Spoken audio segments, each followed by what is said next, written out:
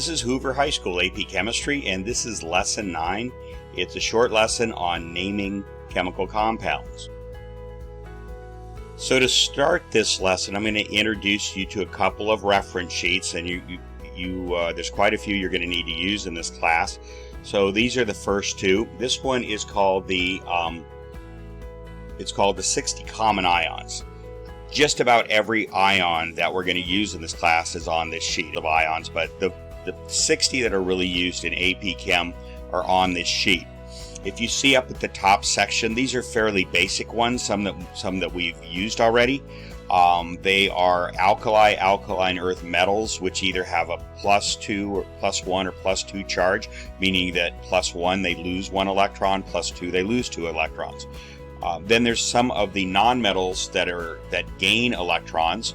That would be some halogens like iodide, bromine, iodine, and fluorine, for example, and a few other nonmetals that gain electrons, so they have minus charges.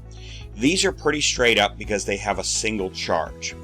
Now, when we get down to the next section down here, you see that there are some that have more than one charge, and some of them have some unique names down there too. So lead can either be a 2+ or a 4+. Copper can either be a 1+ or a 2+. Iron could either be a 2+ or a 3+. So you'll notice multiple charges, and we're going to talk about some of those names there. Down below, we get into some of the covalently bonded ions. In other words, they're covalent compounds. We just talked about those, but they're covalent compounds that form ions, and specifically they form anions. They form negatively charged ions like carbonate, phosphate, sulfate, some of the others. That's in that third group. The fourth group are some of the mainly more unusual ones that we don't deal with quite as often, but we will come up with them from time to time. So we're going to really start off with these top two sections up here on the top. Now, the other sheet that you can use for this is the periodic table of charge numbers. So it's a periodic table, but it just includes on it the charge numbers. So you see in the first column over on the left, those are all the +1 charges, 1+ charges, really, and everything over there loses an electron to be like the nearest noble gas, which is in the preceding row. We talked about that earlier. The second column is alkaline earth metals like beryllium, magnesium, calcium. Those lose 2 electrons to be like the nearest noble gas, which is in the previous row. So those are all cations. Notice all the transition metals form some type of cation, but you'll notice that some of them, like zinc, which is number 30 in the number 30 over there, is a 2+ charge only. It can only form 1 charge. Now, why does it form a 2+ charge? You can't reason out the transition metals the way you just did the alkaline earth metals, where you knew that the first column in alkali metals was going to lose an electron to be like the nearest noble gas. The only way you can really know the charges on the transition metals is to have a table like this, or have some kind of a chart that tells you. So don't try to memorize these necessarily, although some of the more common ones like iron and copper, you'll get to know pretty quickly. As you go over to the right side, up in the non-metals, you'll notice those all form anions. Again, we talked about this in great detail, why they form those charges. So in the second row, nitrogen is a 3-, meaning it wants to pick up 3 electrons to be like neon, to have a full octet and be like neon. Oxygen is a 2-, it wants to pick up 2 electrons to be like neon. And fluorine is a 1-, it wants to pick up 1 electron. And you notice that each of the elements in the columns below those 3 that I just named also have the same charge number. So phosphorus has a 3-, the same as nitrogen. Sulfur has a 2-, the same as oxygen, and chlorine has a 1-, the same as fluorine. So these are the two sheets you're going to reference when you want to know the charge numbers in order to do some of the naming that we're going to do, and in order to put together the compounds in the first place. All right, so let's go ahead now and start naming learning how to name specific compounds. So ionic compounds consist of a cation, a metal, and an anion, a nonmetal. When naming ionic compounds, the cation is named first and retains its original name. The anion is named last, and the end of the anion's name is changed to IDE. So here's some examples. It's real simple. You have sodium, which is an alkali metal on the far left column, and it's going to, if it bonds with chlorine, which is a halogen, which is on the second to last column on the right, then sodium maintains its name, it retains its name, sodium, and chlorine becomes chloride. So the compound is NaCl, and the name is sodium chloride. For potassium, that's also an alkali metal, and fluorine, that's also a halogen. So potassium is a 1+ charge, fluorine is a 1- charge. You go back to those tables to find these. So potassium and fluorine are going to match up 1 to 1, and potassium retains its name, fluorine becomes fluoride. So that's Kf, 1 potassium for every 1 fluoride, and it's potassium fluoride. Magnesium. Magnesium is an alkaline earth metal. It's a 2+ charge. Oxygen is a 2- charge, a nonmetal with a 2- charge. So they match up 1 to 1. 2+ to 2-, they match up and charge balance. Remember, ionic bonds have to charge balance. So magnesium retains its name. Oxygen becomes oxide, so it's MgO. So it's Mg2O2, but you can reduce that down to just MgO since they have a common factor there. And that's magnesium oxide. Lithium, alkali metal, far left side, that's a 1+ charge, and sulfur is a 2- charge. So you're going to need 2 lithiums at 1+ to balance out with 1 sulfur, which is a 2-. So lithium retains its name, sulfur becomes sulfide. The compound is Li2, 2 of those 1+ charges to match up with 1 of the 2- charges, and that's lithium sulfide bonds. That's all there is to naming ionic bonds when there's only 1 charge state for each of the elements.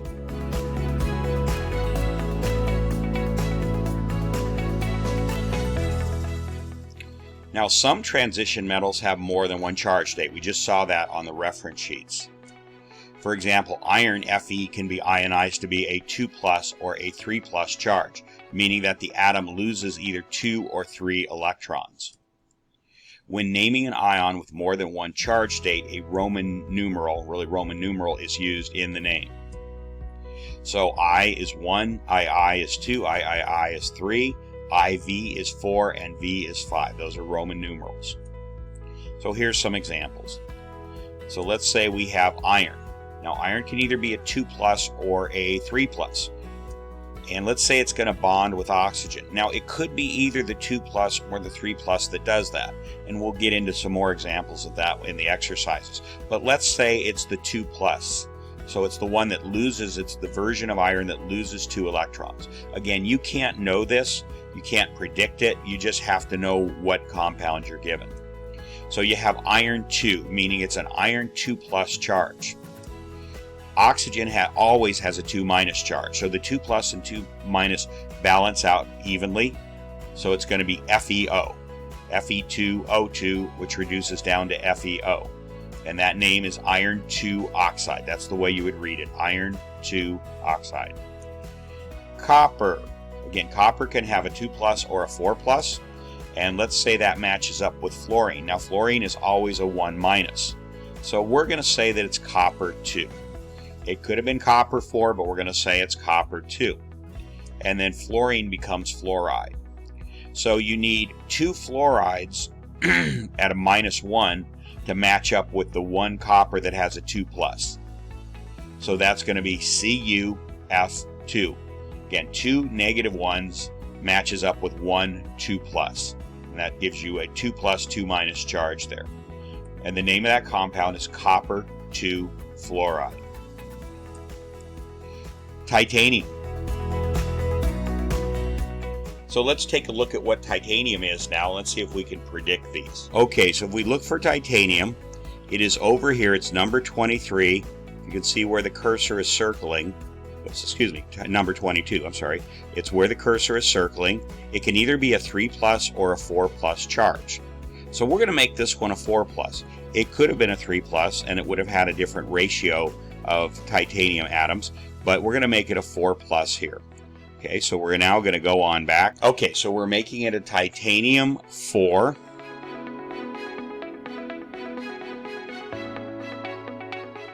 Alright, so we're making it a titanium 4, and we're going to match that up with chlorine, which chlorine is a 1-. So we have a 4+ and a 1-. So how would you make those balance? Here we go. We'll put down its titanium 4, that's IV. Chlorine becomes chloride. How would you balance those out, a 4+ with a 1-? Well, you would need 4 of the 1- to balance with the 4+. So the titanium there is a 4+. The chlorines are each 1-, and there's 4 of them, so that becomes a 4+, 4-. So that's charge balanced. So the name of that compound is titanium 4 chloride. Let's do one more here. Cobalt. So we're going to go over to our chart and look for cobalt. Okay, so here's our common ionic states of the elements, and we find cobalt is number 27. And it's right here. It's in the 4th row, right next to iron, and it has 2 possible charge states, a 2+ or a 3+. So we're going to pick one of those, and we're going to go on back. Okay, so we're going to pick the 2+ charge state, and we're going to match that up. The anion is going to be bromine. That's a halogen. That's a 1-. So you have a 2+ and a 1-. So in order to make those balance, you need 2 of the 1- to give you a 2- to balance out with the 2+. So it's going to be cobalt 2, bromide, and that's going to be CoBr2. So Co is the 2+, Br is the 1- times 2 gives you 2-, 2+, 2-, and the name is cobalt 2 bromide. Okay, so that covers the naming of ionic compounds. Now you'll notice we just used the periodic table of charge numbers on this. We didn't use the 60 ion sheet. What you're going to find, you'll just learn by experience where you find what you're looking for, which of the 2 sheets you have to use. An example of some that would be on the 60 ion sheet would be some of the covalently bonded ions that I mentioned, like carbonate, nitrate, phosphate, sulfate, things like that. Those won't be on the periodic table of charges. Only pure elements will be on the periodic table of charges, but it has every pure element. The 60 ions doesn't have every pure element, but it does have some of those covalently bonded ions. Okay, let's go on. Now, let's proceed here. And we're going to learn to name covalent compounds. Covalent compounds consist of 2 nonmetals. Covalent compounds use prefixes, that is, words that are attached to the front of the word, to indicate the number of atoms. So here are the prefixes, and you have these in one of your reference sheets.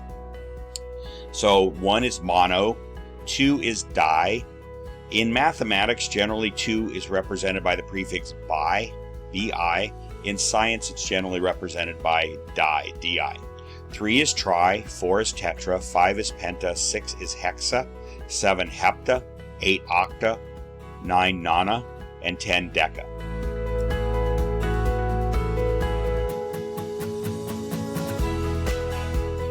So the rules for naming covalent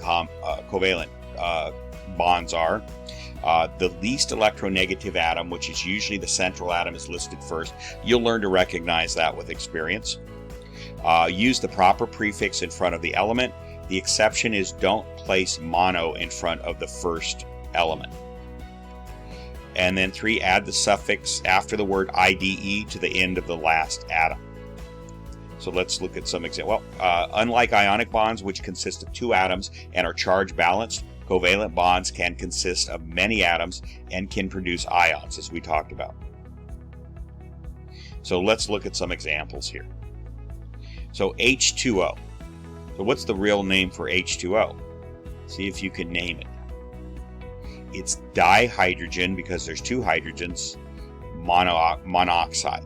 It's not monoxide, so you take the O off of the mono when you apply it to oxide, so it's not monoxide, it's just monoxide. Dihydrogen monoxide. What about this one? Carbon dioxide, carbon dioxide. So it's one carbon, so it technically you would think should be monocarbon, but you don't use the word mono in front of the first element. So it's just carbon, and then there's two oxygens, so it's dioxide. So it's not monocarbon. How about this one? SO3, sulfur trioxide, not monosulfur. N2O4, dinitrogen tetroxide. So take the A off of tetra when applied to oxide. So it's dinitrogen, 2 nitrogens, and 4 oxygens. That's tetra. So it's dinitrogen tetroxide. How about this one? Carbon tetrachloride. How about this one? Iodine heptafluoride. And that takes care of that lesson, and you'll practice some of those on the assignment. Okay, so go ahead and do those. We're going to get into balancing chemical reactions in our next lesson. Practice some of these, and again, a lot of these just become more and more natural as you use them. You don't necessarily have to memorize them all overnight, but try to learn them as quickly as possible. This class is going to move pretty quickly. So anyway, you have a good evening, and we'll see you on the next lesson.